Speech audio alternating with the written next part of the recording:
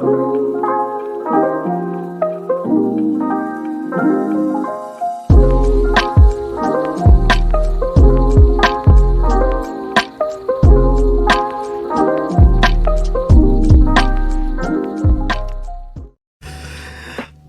to another episode of Live by EG podcast.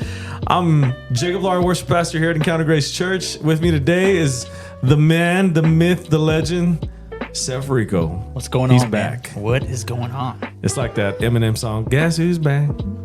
Back again. Okay, that's for our generation, right? Yeah. Not many people remember it. Actually, everybody remembers it. It was such a good time. I mean, it's Eminem. What a time to be alive. We don't condone his behavior, though. Absolutely not. But, you know, gotta admit, we grew up with his music. It's true. Well, what you been up to, Seth? How's life treating you, man? Life is treating me good. It's keeping me busy. It's keeping me very, very busy, but treating me good. I can't complain. Good, man.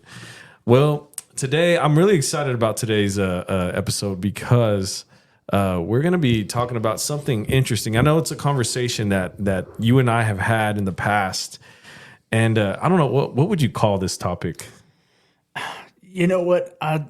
You asked me that earlier, and I couldn't think of another name except for what gave us the idea, which is the Instagram tag Preachers and Sneakers. Preachers and Sneakers. Yeah. Okay. I like that. There was something. I liked what you put in here.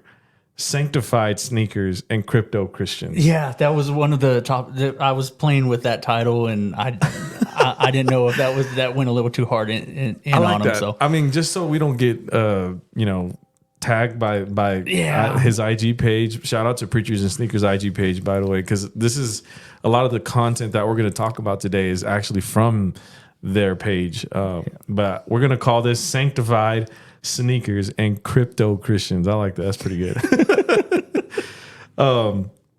So it's interesting. But I don't know if anybody has ever seen this or noticed this, but you might come across some preachers, and they're big name preachers, and we'll probably name drop some here in a little bit, but they wear some pretty expensive clothing, man. Yeah. Like some pretty pricey clothing. A lot of high end luxury clothing. Like, well, give me some brand names here. So some people might know. I mean, Balenciaga, Gucci, Yeezy sneakers. Just quite a few different, a lot of high fashion names. Right. And yeah. So there's now an entire Instagram page dedicated to these preachers wearing these clothing items. Right. It was started by a guy named Ben Kirby. In 2019, and he posted it as a joke. Didn't mean for anything to become of it, but he posted it as a joke. He noticed the I think guitar player for it was like Hillsong maybe, or it was Elevation, I think. Okay. Wearing an expensive set of sneakers, and so it was Elevation. Yeah, and so he just commented like, "Man, how much you paying these guys? Can I get in on the payroll?" And didn't mean anything by it, just meant to be funny. Right. Which I'm guilty of that too. And it just kind of blew up. It kind of blew up, and now it's gotten a life of its own on social media. It has. I'm going to share with y'all some pictures here, so you can kind of see. For those of you that are listening, we'll describe it to you as best as we can, because this is kind of one of them things where if you're watching, you're lucky. If you're not watching, sorry. But here we go. I'm going to let's post the first one here. This is Mike Todd. Everybody knows Mike Todd, right? Yep. And this guy's wearing some. Okay, I've never heard of Balenciaga up until Preachers and Sneakers, page. It's the only way I hear about them. Yeah, and I was like, okay, well, they're expensive. They're very expensive. I mean, if you're watching the screen, okay, it's Mike Todd sitting in the chair. It's a pretty nice photo shoot. He's like wearing all black, and he looks real fresh. But his shoes, these boots, they're $1,425. There's no way. No way. Wow. Yeah, no. Even if I had the money, there's no way I could. I mean, they're fresh. They're nice. I'm not gonna lie. They're really nice. They're really nice. Here, I'm gonna take this one off, and I'll show you another one here. This one is, I believe this one is going to be, what's his name? Stephen Furtick. Sorry, Stephen Furtick. Sorry, I don't know why my mind went blank there. Stephen Furtick, and he's wearing again Balenciagas. These look like, I mean, I'm not gonna lie to you, those are not the freshest. They're really not looking sneakers. I don't like them, and yeah. most Yeezys also, I think they're not very attractive looking shoes. But they pay like, what are Yeezys running now? Oh God. Well, I mean, ever since that whole issue with his contract and Adidas kind of pushing him away, I think they've kind of gone down in price. But I know they were like a $700, $800 sneaker. And to me, when I saw Yeezys, and sorry again if you don't know what we're talking about, but if you know what Crocs are, then just think of Crocs, but then like they were melted and mushed around and just like spaghettied into this weird looking shoe, and that is a Yeezy. And I'm gonna be honest with you, Crocs look better than Yeezys. That's just my opinion, though. I can't do either. I've never worn Crocs. Nope. But if I had to choose between Yeezys and Crocs, I think I would choose Crocs. Now, that being said, that's especially if I had to pay for them. Yeah, exactly. That's key right there. If you got to pay. But anyways, going back to these preaching and sneakers thing, this is Pastor Stephen Furtick, senior pastor of, by the way, Mike Todd is senior pastor of Transformation Church. And then Stephen Furtick is pastor of Elevation Church. Elevation Church is a little bit well known because of their worship team, Elevation Worship.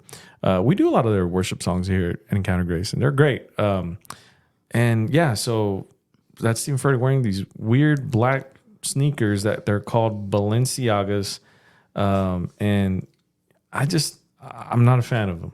I'm not a fan of them. I probably could have picked out something at Foot Locker that was, an eighth of the price and looked way better. But that's just me. That's just me. Yeah. Well, before, if you're wondering, okay, where are we getting at here? Well, we want to talk a little bit about kind of the vanity side of this.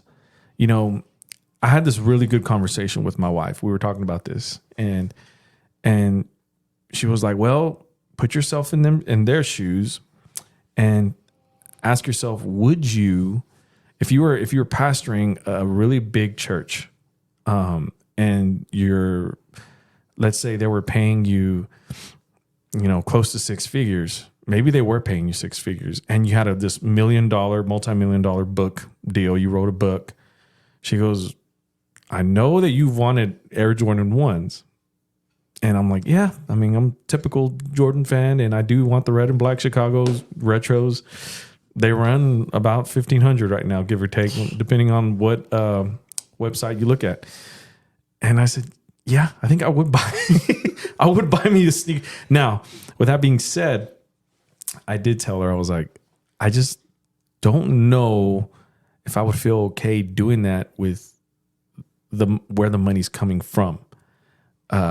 Because it's church, I said, I mean, and I told her, I said, this is my opinion.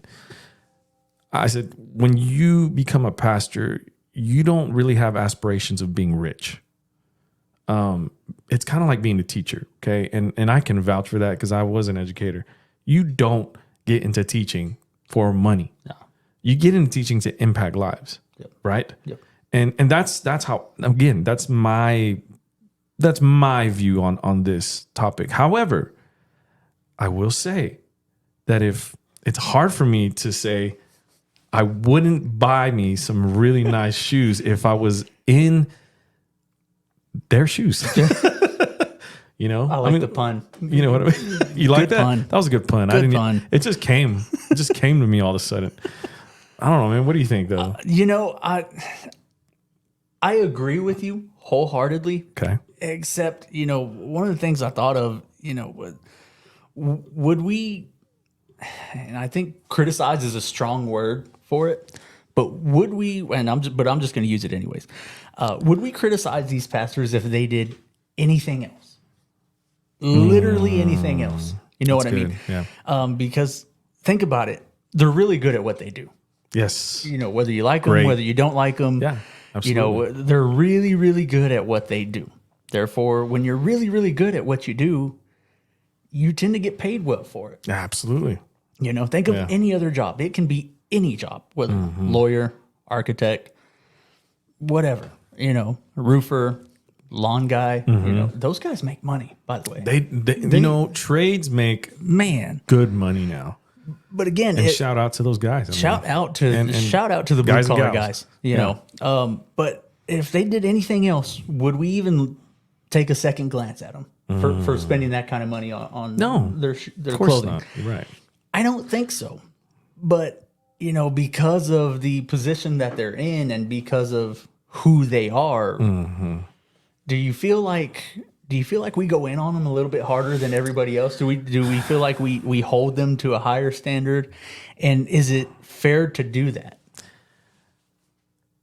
To answer the first part of the question, yes. I think we do tend to be a little hard on these pastors because, again, you typically don't think of pastors being celebrity rich. You know what I mean? Like that's just not, that doesn't, to me, when you say I'm going to be a pastor, if my son was to come up to me and say, I want to be a pastor of a church, I don't consider him being, you know, a very wealthy person. You know, I hope that he has enough money to pay his bills and live a great life and do, you know, the things that he wants to do with his family. I don't picture him buying $1,500 boots and wearing expensive shoes, not just for special occasions, but and that's another thing. We didn't really mention this, but you know, Preachers and Sneakers, they like constantly update these pictures of these men and women, you know, ministers and pastors, preachers, influencers, whatever you want to call them, Christian influencers. And it's like they're always wearing. It's not like they just bought one pair of nice sneakers and boots. It's like they're constantly, their whole wardrobe is just all. But I think lines. But I agree. You know, we are hard on them. We are hard on them. And again, it's almost like that religious bias part of me that's like, man, I don't think you should do that all the time. You know what I mean? Like maybe because I don't know, man. Like I feel like this. I might sound a little bit religious here, but as a Christian person, you don't ever want to bring that kind of attention to yourself and make people believe that it's you. You know what I mean? I mean, I'm not saying that Balenciaga shoes are doing that, you know, but they kind of might be doing that to certain people. Like, yo, he's preaching the gospel and I'm going to listen to him because he's wearing Balenciagas, you know, and that man probably has something good to say. On the other side of that coin, there might be somebody that's saying, I'm not going to listen to that man preach. He's wearing $800 sneakers and maybe he has something really good for them to hear. Do you see what I'm saying? Yeah. Like I'm on both sides of the spectrum right now. Definitely. And I'm just like, is it good? Is it bad? Does it affect? Is there positive effects? Is there negative? I don't know, man. What do you think? It's hard to sit on one side of that line, right? Because you know, think of Stephen Furtick. Right. And I don't know if I pronounce his last name right, but that's you're the first person I've ever heard say Furtick. Stephen Furtick. Would he be? You know, would more people want to listen to him if he was up there in some jorts and New Balances with, you know, an Old Navy T-shirt on? You know, would his message come across the same if he didn't dress like that? That's a good question. I mean, really, that is a legit question. It might. I mean, but you would have to, you know, have him preach the same message, but in a whole different outfit. And do you think as many people would listen? And if that's the case, that when we think, no, I don't think as many people would listen, then who's at fault here? Is it society? Is it us? Yeah. Is it us for wanting to move towards a pastor that looks like that? Or is it... That's good. You That's know, a good is question. it their fault for entertaining us like that? Because that goes back to, you know, last time I was here, we talked about that. You know, if you entertain them once, you're going to have to keep entertaining them. That's right. Yeah. And so it kind of brings us back, and it's really it's a circle. Yeah. You know, I think it's like a never ending conversation, you know, because it's like you were saying earlier, because we're not talking about their work ethic, right? No. We're just talking about what they're dressing, what they're wearing. And, you know, I'm sure that these guys, you know, they put in the work, you know, and, you know, and I feel like it's so hard for us to see that because all we see is the moment that they're wearing expensive clothing. Mm-hmm. But we have no idea how much time they've spent really studying and reading the word, being able to address, you know, so many different, you know, kinds of people, pray for people. I mean, some of these guys they've been, you know, on the prayer team, or I forgot what that's called, but it's like they're like a prayer team for the president. You know what I mean? Like some of these guys are that, you know, big of an influence. You know, one of the guys, and I haven't uploaded this picture yet, and I think I will here in a little while, is TD Jakes. Yep. TD Jakes. Yep. Well respected. Oh yeah, I mean, absolutely. He's put in the time. He's put in the work. Mm-hmm. He's one of the guys that, I mean, and all three of them are. You know, for the record, all three of these guys are fantastic at what they do. They've all got great messages. Yeah. But I mean, TD Jakes, you know, he's in there, and let's see, what'd they get him wearing? Just says sneakers, doesn't it? Oh, Fendi. He's wearing Fendi. Here, I'm gonna bring this up so y'all can see that. Again, and we don't think, you know. Don't misunderstand what we're doing here. You know, it's a conversation sparked to get your minds going, you know, and thinking about, you know, some of the things that we see, and maybe you've never seen this, you know, but here it is. It's TD Jakes. He's looking fresh there, man. He looks good. Yeah. How old is that man? I don't know. Because I mean, he seemed older. He seemed seasoned when I was young. You know what I mean? Yeah. I think he's like in his 60s. I don't know. That's a good looking 60-year-old man. It really you know is, what I mean? Man. Yeah, I mean, you got to respect him. And you know, this is a sidetrack here, but you know, I know there's a lot of controversy right now surrounding TD Jakes. If you didn't know this, I didn't know. Yeah, there's it has to do with P Diddy and all this other stuff. He's in that mess. Yeah.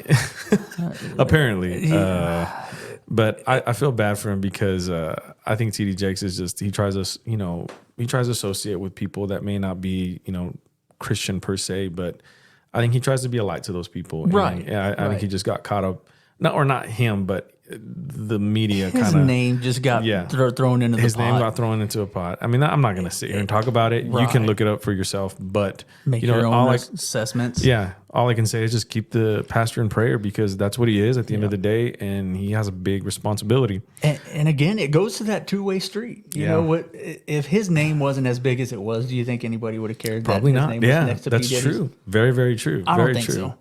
So. I don't think so. Like, I mean, and just hypothetically, throw my name next to P. Diddy's. Nobody's going to care. Not a single person. I would care. I mean, because I know you. Well, because you know me. But, you know, everybody would be like, who's that guy? Nobody cares. Keep moving. And that's it. You know, that's it. Yeah. But, you know, for some of these guys, you know, they're technically considered celebrity preachers. Yeah.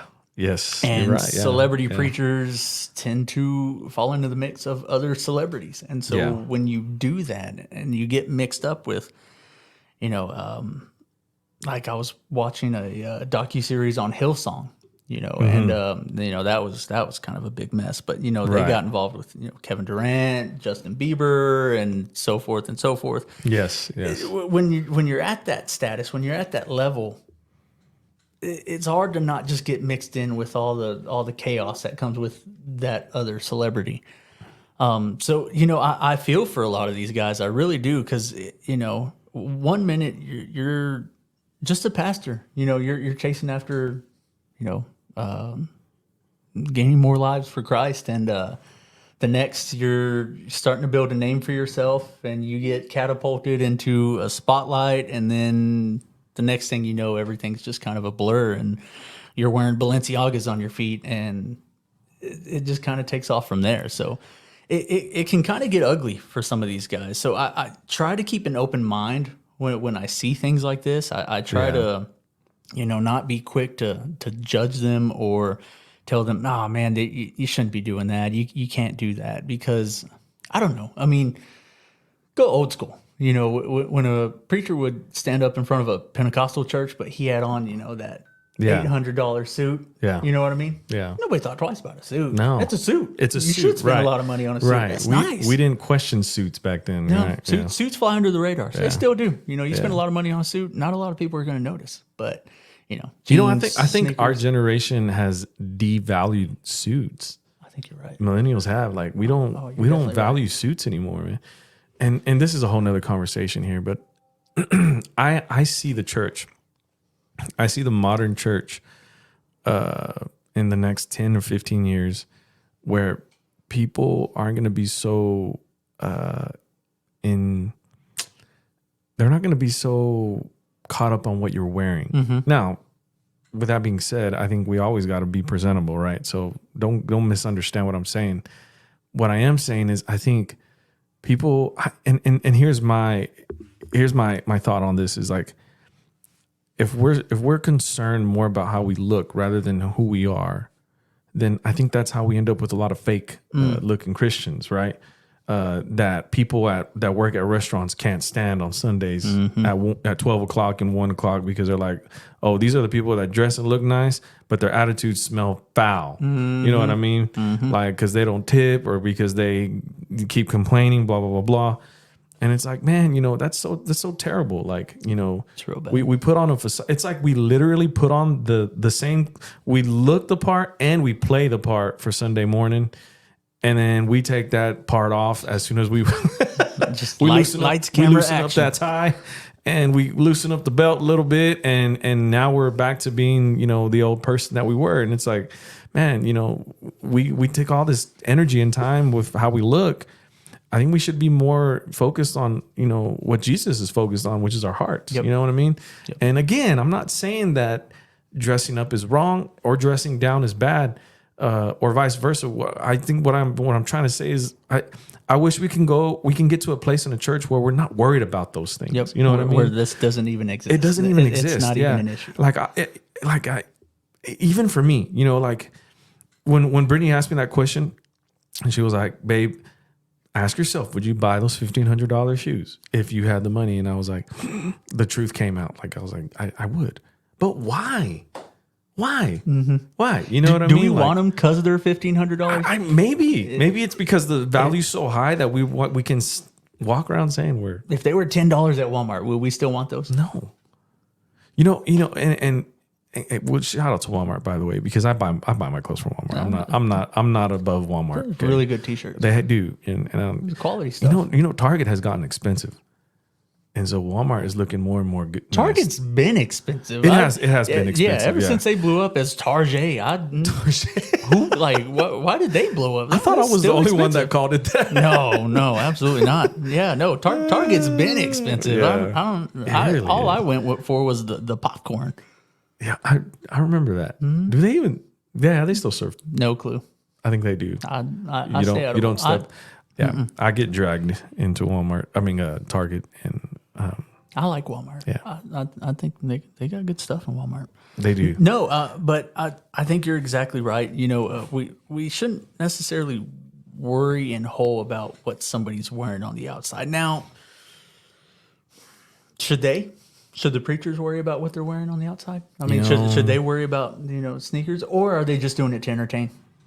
I don't. That's the golden question. Mm-hmm. You know what I mean? And sometimes we're having this conversation, right? And here's another thing to think about, because again, these three men that we put on that we talked about, Mike Todd, Stephen Furtick, and T.D. Jakes. These guys are pastors of mega churches, which means they probably have some members or have brushed shoulders with people who follow them. And because they have a huge, following, they're big influencers. Who's to say somebody that works for Balenciaga, how do you say that? Balenciaga. And Furtick. And Furtick. And what if somebody that works for Balenciaga is like, hey, Furtick, we're going to give you these shoes because we just want to bless you with this. Like, I mean, we don't know that. You know what I mean? We don't know that. That's the hard part. Yeah, I mean, because I'd feel terrible if that was the case. Too, yeah, like what if some very wealthy alcoholic happened to, like you said, brush shoulders, and caught one of Stephen's messages and thought, man, that really saved me. That saved me. That saved my family. That saved everything. The least I can do is, let me make a very nice donation to your church. And here's some shoes on the side. I just had these lying around. Take them. If that was the case, I'd feel terrible. Oh, I really would. I'll probably wear them all the time at that point. Like, hey, man, thank you, because now these are my church shoes. I mean, I wouldn't because they're ugly, but not those. Those, I'm not gonna lie, man. Those look like, and I don't have them horrible right looking. now. They look terrible. I'm talking about those Stephen Furtick ones we were looking at earlier. I would absolutely I get home after spending how much? $800 on these shoes. I get home, I'm upset with myself. Yeah, I'm very upset with myself. But you know what? It's hard to decide which side of the line to sit on this subject, But what's the Bible say about it? Oh, okay. You want to go there? All right, let's. Oh, you want to go? You want to go to the Bible? You want to talk about the Bible? You want to talk about the Bible? Well, so I saw the scripture that you posted on the notes, and go ahead and read it. You want me to read it? Yeah. Okay. Go ahead and read it. You're talking about the top one, right? Yeah. So it says, and this is out of the book of Timothy 4:3. 2 Timothy. Thank you. It's okay. Yeah, it feels like you set me up on that one. No, I probably did. I don't know. For the time will come when people will not put up with sound doctrine. Instead, to suit their own desires, they will gather around them a great number of teachers to say what their itching ears want to hear. I'm going to let you unpack that. Well, it's hard to say if that scripture really goes with preachers wearing very nice clothing. But I can say that there are a lot of preachers, ministers, whatever you want to call them, that do wear really nice clothing that don't necessarily preach sound doctrine. I can't, I'm not going to sit here and try to unpack who that is because I really don't spend time in that realm. I've had conversations and I'm not going to, and here's the thing, like there's some people that said something that I don't agree with, but I still listen to them because I'm like, man, they still have a lot of good things to say about the Bible. However, I think that we are approaching a time where we are seeing that in churches where people don't want to hear that they're wrong. Nope. People don't want to hear that they need change. What they do like to hear is God loves me and his grace is for me and he's a merciful God. And you can probably hear my baby crying in the background, y'all. I'm sorry. But these mics are awesome. They're awesome. Yeah, they're catching everything. But you can be caught up in that thing, and it's such a golden message for people who maybe are not in tune with who God is, or people looking on the outside looking in, and what they need to know is that God loves them. Yes. And I said this the other day, and I said, "Yo, what is one of the most famous scriptures that is always recited is John 3:16, and John 3:16 says, "For God so loved the what? The world, right? That He gave His only begotten Son, that whosoever believe in Him shall not perish but have everlasting life." So, listen to that scripture. For God so loved the who? World. The world. But does that mean the whole world is going to heaven? So we hype up God's love as, God's love is great. It is amazing. But this might sound blasphemous, but it's scripture. God's love does not God's love does not save us. It's his word. And think about this. And this is a preaching that my dad did, and it blew me away, and I'll never forget it. He said, God's love is unconditional, but his word is conditional. In other words, he loves you. The Bible says that he loved us while we were still yet sinners. Does that mean that all of those sinners are going to heaven? No, because the condition is, will that sinner love God back? Will that sinner repent and listen to the sound doctrine and listen to his word and not to the word that itches their ears? You know what I'm saying? Mm-hmm. And so, yeah, man, like when I read that scripture, it's like we have to be careful that we don't find ourselves attracted to speakers just for their fashion, just for their look of influence. Make sure, like, okay, yeah, does the dude got style? Does the woman, is she, looking, dressing right? Like, great. Listen to what they're saying, though. And then go back and see if you're going, and listen, if you're somebody who doesn't go to church and you say, well, I go to church, I listen to Elevation. No. You need to get to church. You need to find a pastor, find somebody who you can have a conversation with, a relationship with, who can guide you and direct you. And make sure that church is a Bible teaching church. Make sure that your pastor teaches sound doctrine.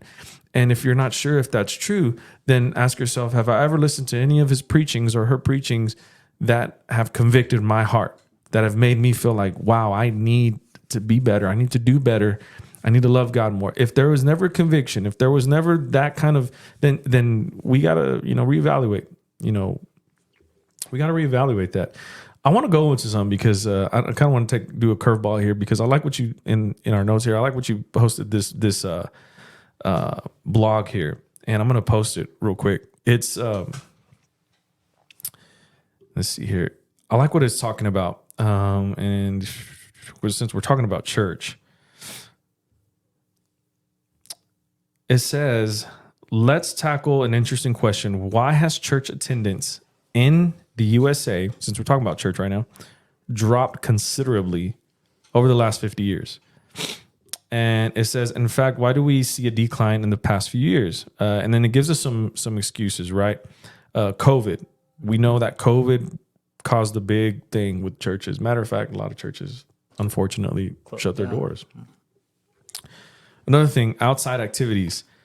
I had a really good conversation in this past episode with my good buddy Kerry and Nathan from Ministerios Nueva Vida. Shout out to them, New Life Ministries. But we talked about this, outside activities, watching ball games, taking the kids to ball practice or having games on Sunday, doing chores, cutting grass, cleaning the yard, playing golf, yada, yada. Inside activities, cleaning the house, going to the grocery store, drugstore, organizing the house, doing chores, work. We used to have 5, work. And I know that's definitely not the case for you, buddy. But shout out to... That sounds amazing. It does, right? Shout out to the people who work constantly. Like, y'all need to take a day off at least once a week.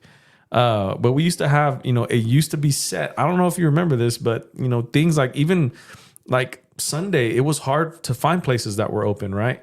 Now everything's open on Sunday, except for Chick-fil-A and Hobby Lobby. I mean, they're at least getting that part. Hobby Lobby's probably for the best. That's true. Yeah, that's I am a little disappointed. Of there was this one guy that used he he came up to us and he goes, "I'm taking everybody out to lunch today." And I was like, "Let's go." He goes, "Chick-fil-A." And I was actually like excited for like 5 seconds. And then I was like, "Oh, gosh dang it, you got me." And he was just looking at me laughing the whole time. I was like, "Why are you laughing?" It's not funny, man. I got sick. Yeah. It was. I'm just kidding. It was if you're funny. listening, I'm sorry. I'm trying to remember who that was. It'll come to me later. Time management. Are we good at utilizing our time, or have we fallen into the pattern of the cram, where we do everything tomorrow? Man, that's I do that a lot. Guilty. God first, middle last. God is first, middle last. Which do you fall into, and where do you fall when it comes to giving back to God in the way of time? What do you think about that? Man, that's a tough one to grade yourself on, just because you really don't want to admit the truth on that. Can you wholeheartedly say you put God first in everything that you do? And that's a tough conversation to have with yourself. It really is, especially when you start thinking about it. And do I, am I, like, for me, being on time? That's something I'm working on. That is something I'm working on. Yeah. And it's tough. It is tough, but I'm getting to the point where it is all about the discipline. Because there are those Sundays where I'm like, man, I'm tired. I'm worn out. I am beat. This week has just beat me into the ground. And you want to just stay there in bed, and you want to sit there and, feel sorry for yourself and pout and, say, I'm trying to recharge and, I just need to, recoup. But, at the same time, when you tell yourself I'm tired, I'm beat, I'm just worn out, you'll hear that voice in the back of your head. And like I said, I'll hear that, that voice that says, that's all the reason you should, that's all the more reason you should go, is because you're tired, because you're broken, because you're beat down. Man. That's why you should be there. Mm-hmm. Okay, I'll get dressed. and so you do. And then, and that's, I'll be honest, that's a big reason why, a lot of times I do have a problem of being on time, is because I spend most of the morning fighting with myself. Well, and then I think what makes it even harder, man, is this, your work schedule. Like, I'm sure you appreciate that time where you can lay a little bit longer in bed. And but at the same time, we grew up under, excuses are only going to take you so far. That's right. They're only going to take you so far. You keep making that same excuse. You keep letting that be your way out. You're going to go to it every time. That's right. Every time. I refuse to let myself do that. I really do.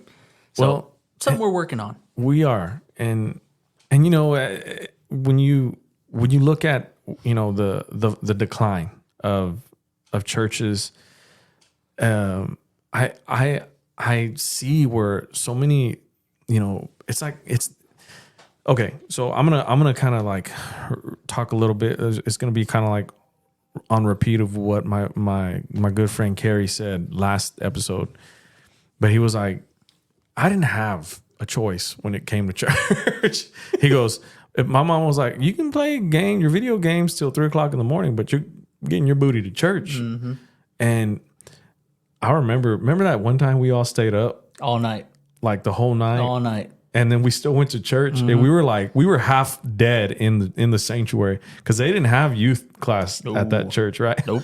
They did not. They did not. And didn't we start hallucinating and thinking that the it was like a guest preacher there, and he looked like Colonel Sanders? Do you remember that? Yes, we made so many Waterboy references, and it was just like this. We're just we're a few dumb kids just laughing, and nobody knows why we're laughing, but we're getting that look from your mom. Like, oh man, like, what are y'all laughing at? You don't want to know. Oh, dude. But you know what? They planted that seed. And that's what my brother, that's what Kerry said, is like, hey, our parents planted those seeds in our lives to know how important church was, know, and I love what he said. And I thought, dude, it's a punch in the gut. But he said, I get that parents take their kids to ball games and it's fun and it's good for them. He said, but if you tell them that going to a ball game or practicing a ball game on Sunday morning is more important than going to church, he said, and Kerry's been a youth pastor for years, and he recently stepped into a different role, but he said this, and I was like, wow. He goes, I had this conversation with the parent. He said, and I told him, is that baseball, what is that baseball going to do for your child when they're struggling at 2:00 in the morning with suicide or they're dealing with pornography? You know what I mean? Or things like that. What is that ball going to do for them? He said, it's not going to help them, but God is. And so why do you think it's so important to have your children go to church? You know, teenagers don't want to go to church. Children don't necessarily choose to go to church if you give them the choice, right? But it's important, man. You know, it's important for families to prioritize that. And that's just kind of a review of what we talked about last time. With that being said, you know, you brought up, you know, growing up in church, and, you know, our generation, a lot of us did, you know, a lot of us did. Yeah, man. So again, why is there such a decline then? You know, to have people just given up? Have people, you know, I mean, or are we easily finding excuses? I think we're finding excuses. Like I'm going to go back to this this deal here, because there's some more. And do you think more people would come to church if you wore Yeezys? They probably would question my faith. I would just question your money spending habits. That's all. Yeah, I mean, do you know the look I would get from my dad if I'd spent $800 on a pair of shoes, sneakers at that? Your dad would be very disappointed in you. That's saying it lightly. Yeah, you know, I'm gonna widen this up so we can see this a little bit better. Look. Okay, so we're talking about church excuses, right? Let's read this part right here. And for those of you that are listening, you know, I'm just gonna read it. I'm back in this blog right here, or this webpage. By the way, this is at understandinggodslaws.com. And we're talking about the decline of church attendance. Here's this part right here. It says, church excuses: I don't like the preacher or agree with the preacher. A few people in the church control what goes on in the church. Busybodies and gossip are all I hear when I go to church. These are all excuses. Give is all I hear, whether it be the local church, missions, the local fund, the denomination fund. Churches do little to help the poor and needy in their own community. If I ask where the money is going, I get bad looks. Churches have gone from having a traditional service to include a contemporary or watered down service. Man, I like this. I like this because this is hitting like all different, you know, areas here. Oh yeah. I can proudly say that here on Encounter Grace, if you want to know where the money is going, we can tell you, we can show you. Mm-hmm. We have a financial board. And for those of you that are always questioning that, you know, a lot of churches can do that, you know, not maybe at your beck and call. You probably have to, you know, you might have to go to some meetings or email some higher ups. But I mean, if you're that worried, you know, a lot of churches can do that for you. Now I'm putting that out there for churches that don't have that. You know, you better be able to do that. Make sure those books are lined up, man. Because if again, the reason why people use this excuse is because they've probably gone to a church where the senior pastor is probably eating up all the money and nobody knows about it, or so-and-so's taking a little bit of extra from the offering and she's a deacon and nobody knows, or he's a deacon, nobody knows. You know what I mean? Mm-hmm.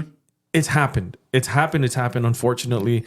And I hate to say it, but you know, it is what it is. So that's why we do that. And I know a lot of churches do that, and believe it or not, but a lot of churches, you may not know this, but they give to some kind of mission. Mm-hmm. They may not flaunt it or put it out there on their websites or put it on their social medias all the time. We actually support two missions. We support Oda Missions, that's led by Chuck Perez and his wife, Christy. And then we also support another one called Cristo Vive, Christ Lives, and that's in Zacatecas, Mexico. So, glad you said that. Yeah, I'm glad. I barely remember that. However, that family, and for that one, they always give us like really great news, and shout out to them. Shout out to all the missions, you know. But your churches do support, you know, and I'll be careful when I say that. Probably not every church, but you do have churches that do support and do those things. And you have to think about this too. There are some churches that would probably want to support missions.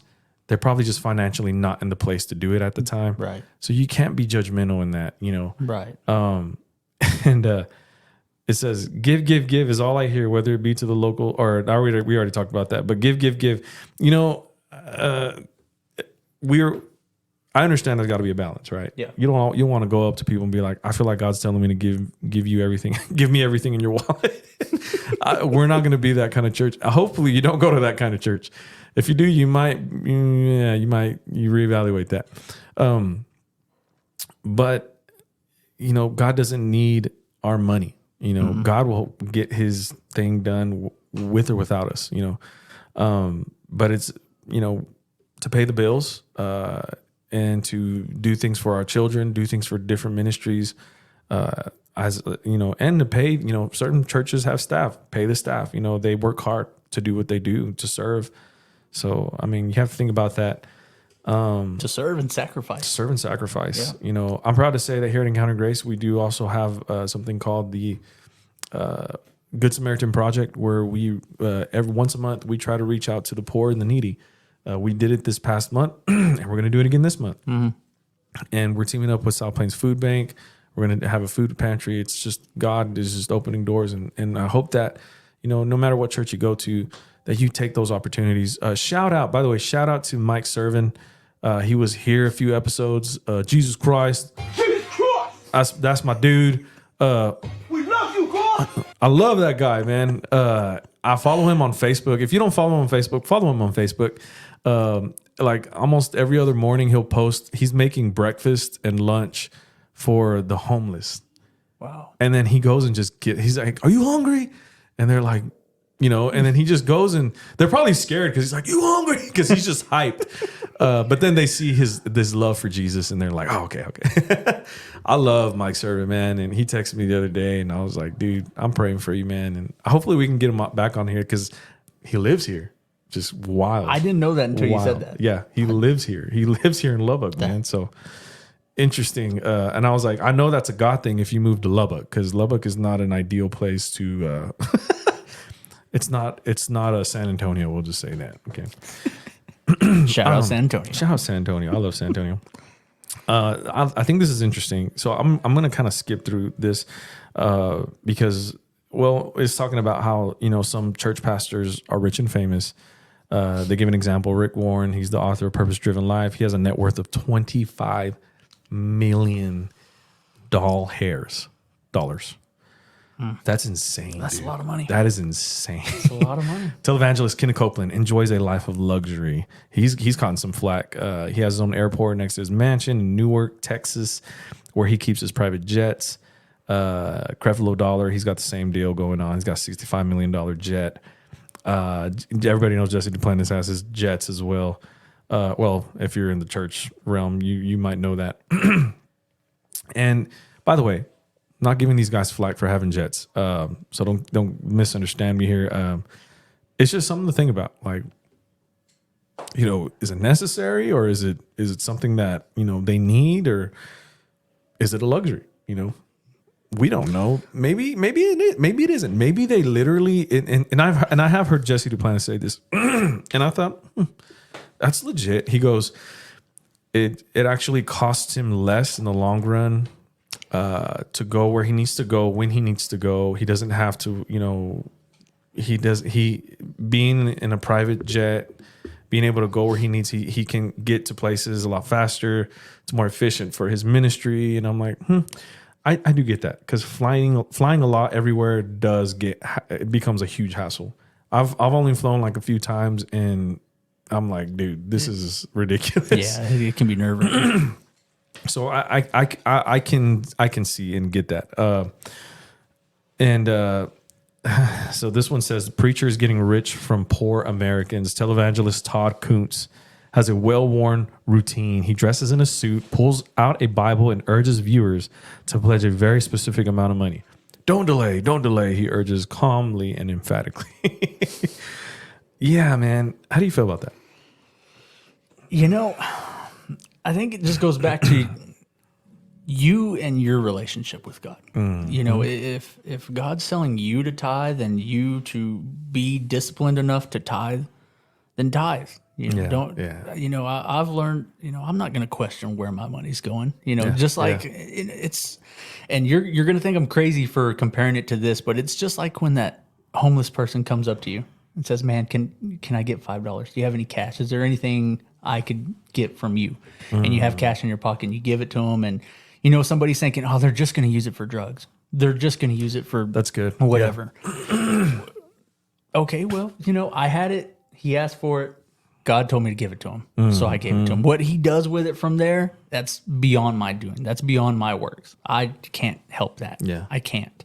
And if I don't give it to him, somebody else is going to. It's one of those things. But if God's telling you to give, just give. It doesn't matter to who. It doesn't matter to what they're going to use it for. It doesn't. The question, like you said, God doesn't need your money. Right. He wants your heart, and he wants to know that you're going to be obedient to his word and do what he tells you. Right. He wants to see if you're loyal in that aspect, and if you're actually going to follow your heart and make that sacrifice. If that $10 is the last $10 in your pocket, and he says, "Hey, just give up that $10. Give up the $10." Because what God's going to do with it is probably beyond what you were going to do with it anyways. And if not, then it wasn't. But you're never going to know. Don't worry about it. And I know that sounds dumb. I know that sounds crazy. Like, what do you mean don't question where my money's going? Come on, man. How often do you spend time in drive-thrus? Quite a bit, right? Yeah. How often do you give money to Starbucks? And energy drinks and this and that. Trust me, your money's gone to way worse things. I promise. I can guarantee my money has gone to far worse things. So, so you're questioning whether you should give your money to a preacher, a pastor? I assure you, if that man of God is portraying himself as a man of God and not using that money the way God's telling him to do it, God's going to handle it. Don't worry about that. Absolutely. Don't even worry about that. Absolutely. You did what you're supposed to. Yes. Yeah. You don't need to worry about how God's going to handle this person. But if he's not, then don't worry. I mean, I don't understand why we need to make that big of a deal. Yeah. That's good. If it's, so, but it comes down to you and your relationship. Again, you need to make sure your relationship is at a point where, okay, hey, God told me to give it. I gave it. That's good. That's it. End of story. I'm not going to question it. So that's good, man. And you know what? I'll go back on what I said earlier. I don't think you should go to a church and say, I need to know where this money's going. You should trust. Now, again, I think if you're that concerned, I'm sure if the church has the stuff available readily, then or they can get it to you at some point, then they can do that. But I think ultimately we should trust. And know that, hey, I've spent my money on worse things, far worse things. And I'm giving to, I'm trusting that I'm giving this to God, not to a man or to people or to any, I'm giving this to God. And what they do with it is going to be between them and God, and granted, you hope that you see, the fruits of that, and you hope that it gets better. But if you're going to a church where you don't see that, then maybe you reevaluate where you're going, but a lot of times it is, I've never, up until recently, I haven't seen or known how really difficult it is to run a church. Now, I don't run a church. No, don't get me wrong, but I've been helping in those regards on the financial side of things. And I've been kind of, sometimes I've been a part of the financial board meetings. And I'm like, whoa, whoa. Mm-hmm. It's crazy how much money it costs to keep a church going. It's like running a business. It is. That's really exactly what it is. Yeah. And what a lot of people don't understand is there's a break even number for churches, and that break even number, if you don't know what a break even number is, it's how much money you need to make to break even. It's very simple. Yeah. But if you don't hit that, you don't get that number, guess where that money's got to come from? To pay that water bill, to pay that electric bill, to pay, for those utilities. It's got to come out of your pocket, and so you got to understand, smaller churches, they've got to get that money from somewhere. They do. And, and that's all going to fall on, do you know who signed for the church? The pastor. More than likely, it's gonna fall on their gonna fall on their lap in order to take care of that church. Yeah. So, but like you said, if you want to, I wouldn't be upset with somebody if they chose their church based on what they gave their money to, meaning like, oh, well, this church is known for giving to this mission or doing this for the community and this and that. Yeah. That's actually a really good way to choose a church. Absolutely. Like our church, constantly I'm hearing, hey, make sure you dress warm because we're going to be out there talking to, the homeless, and we're going to go door to door here. And that means we're constantly in the community, constantly. Yeah. And that's good because you shouldn't just be enclosed to these four walls. Right. You don't want to do that. You want to take the church to people. And I know our church does that through, social media and through outreach programs and missions. And, so we do a lot of that. So if you're looking for a church that, is involved in the community and does, spend their money as far as, giving it missions and, trying to improve Lubbock at that. We're definitely one of them. Definitely give us a shot because we're and we also have a really good sense of community. Jacob especially, man. Jacob's one of those guys that he's not afraid to talk to anybody. I'm not. I used to be. He used to be. Whereas me, I am because I don't know what's going to come out of my mouth. I don't, and it scares me because I'm like, I never realized I offend anybody until, days later. And I'm like, I probably shouldn't have said that. I'd like to get that one back. It's all right. But I still do that from time to time. But, it happens. But again, we do have a very strong sense of community in the sense of, a lot of people, we know each other or at least we know of each other, and, I really like our church and just the community we do have. I don't think anybody wears Yeezys. No. Although if they did, cool. That's man. Cool. I mean, me personally, I'm at a place in my relationship with God where I'm not gonna knock somebody's ability to preach based off of their dress. Yeah. I might have some pre-assumptions. But I'm be like, I'm gonna hear them out. Like, I gotta hear this, We're gonna make fun of you, no doubt about it. But I mean, it's because the shoes look funny. That's all. And that's you've got our attention. You definitely have our attention. And maybe that's why they do that. I don't know. Maybe we're having this conversation and deep down they're like, hey, we're just trying to get people to hear what we have to say. I got to tell you a funny story though, real quick before we finish this out. So going back to what you were saying about going up to people and praying. Okay, this was like years ago. We did a homeless outreach, and there was an old hotel called the Texas Motor Inn over here off I-27, like kind of by where you used to live. Where we used to live. Yeah, and it's a rough area. If you live here in Lubbock, you know what we're talking about. It used to be off I-27. I think they recently demolished it. But this was back when it was still up and running. I guess if that's what you wanted to call it back then. It was bad. Y'all went to that hotel? We went to that hotel, bro. Have y'all never watched any horror movie ever? No. Add the cherry on the top, we went there at night. At night. We were crazy. And we still do that kind of stuff. Somebody was out there like, I was going to go to that church, but y'all kind of crazy. Like, y'all scare me. No, but anyways, this, so there's this couple that would help us. Stan and Debbie Kenny, shout out to them, by the way. I love that couple, and they would bring other people just from different churches to come with us. Well, there was this petite little white lady that came, and she was so nice, and her voice was just so soft and country, and this big rugged guy is just like, "Can I have some prayer?" And I'm like, yeah. And she just steps in and she's like, I'm going to pray for you. And I was like, oh, let's go, lady. First one in line. Yeah. So I was like, well, then I'll help you. So I'm standing there and I'm like, I'm praying, but I'm watching and I'm praying and I'm listening to what she's saying. And she goes, Lord, you just bless this man. And you just be with him, whatever. And then this is the part that made me laugh. She goes, and I thought maybe she's nervous. She goes, and you, Lord, you just bless him from the bottom of his feet to the tip of his toes. Just that far. And I was like, it's a lot of man. So just his feet.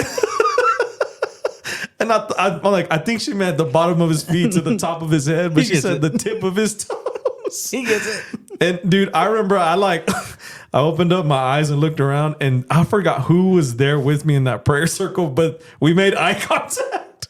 And we just like looked at each other and shook our heads like, if I had don't to laugh. guess, that's Freddie. Don't laugh. No, it wasn't Freddie. Oh. I want to say, who was it? I think it was Tim Mendez. I think it was Tim. I can't remember if it was Tim Mendez. Shout out to Pastor Tim Mendez. He's a pastor here in Lubbock, Texas, the dwelling place. But yeah, man, dude, it was so funny, man, because I just remember we made a contact. I was like, I think it was him. I don't remember who it was. I know he was with us that day. But yeah, man. Anyways, sorry, that was just a funny side story. Before we leave out, man, I wanna go with this TikTok that you sent me, and I'm gonna show it on the screen. And of course, if you're listening, you can hear the audio. It's not like just a video only type of thing, but it's good. All right, let's see if I can get this up here. And here we go. If you look at the 10 Commandments, the third commandment is don't take the Lord's name in vain. And I was always told that meant don't cuss, don't say Jesus Christ. That's not what it means. What it means is don't use the Lord's name for your own vanity. Wow. And so when you look at these pastors that are wearing $2,000 shoes and $40,000 Rolexes on their stage, you're definitely using the Lord's name for your own vanity, bud. If you look at the 10 Commandments, wow, man, third commandment. That's so. Does that mean I can curse? No, I'm just kidding. I'm kidding. The religion business, right? That's the page. The religious business. Sorry, that's their TikTok page. They got some pretty cool stuff, man. No, that doesn't mean you can cuss, Sev. All right. I know that's probably a bummer. No, but what do you think about that? You know, if you're listening, watching, you know, what do you think about that, Sev? Oh man, it makes a lot of sense. It does. Yeah. You know, and you look at those pastors a little differently, but you know what? It's hard to say. You know, I don't like to be one that judges. I really don't. Right. I don't like to. No.